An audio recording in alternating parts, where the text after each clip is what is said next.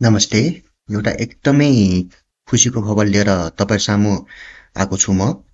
SP कम्प्युटरका CH स्टुडेन्टले नासामा bug report गरेका छन् र यो बग अफिसियली नै भ्यालिड भइसकेको छ। यो कुनै र्यान्डम ह्याक होइन, यो हो बग क्राउड मार्फत रेस्पोन्सिबल डिस्क्लोजरमा पर्ने यो बग हो।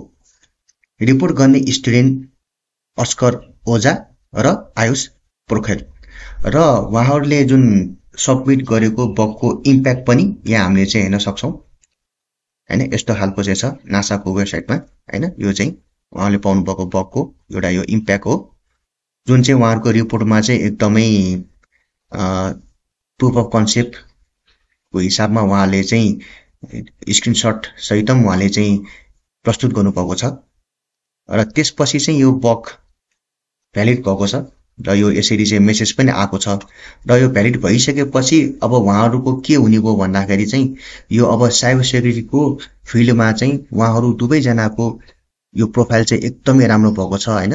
पनि आयुष र अस्करले जस्तै साइबर सेक्युरिटीमा करियर बनाउन चाहनुहुन्छ भने एसपी कम्प्युटरलाई सम्पर्क गर्न सक्नुहुन्छ। मैले यो कोर्सको फुल डिटेल यो भिडियोको डिस्क्रिप्सनमा दिएको छु।